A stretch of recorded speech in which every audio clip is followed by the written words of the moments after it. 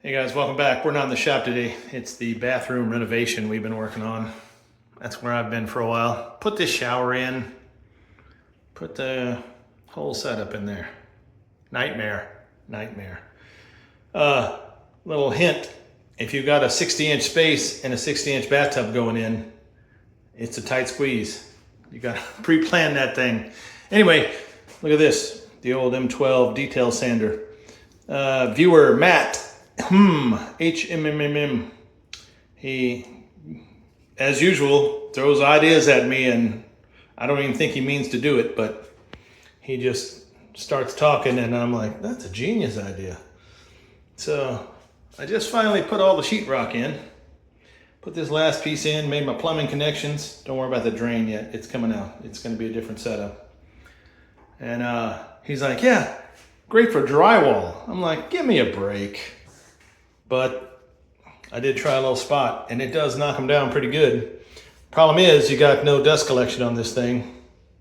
I got my other Orbital random detailer sander ready to go, because it's got a vacuum set up, and I got my trusty rigid shop vac. And I'm sorry about the echo, because we got nothing on the walls in here. So anyway, just a quick demo. Here's you some ugliness right here. Try to not. Now, this was the first coat of mud here, so this is just a knockdown coat, or a knockdown sanding, and then I'm gonna redo it. But I tried the detail sander, the Orbital, last week, and it worked pretty good. It gets down into the paper on the sheetrock, but I got different disc this time. I ordered me a little finer disc. But yeah, so like, this is where I think this will work out great, right around here.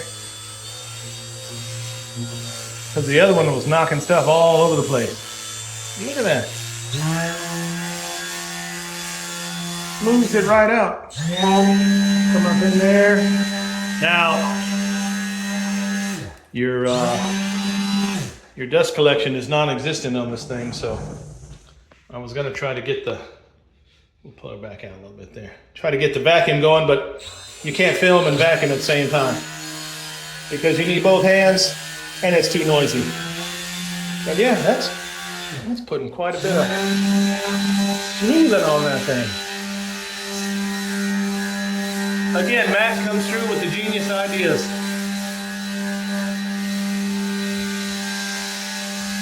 And I tell you, another place is gonna be up in that corner. It's gonna really knock it down there. So anyway, that was just a quick mention. Thanks for the idea, Matt, and we're gonna get to it now.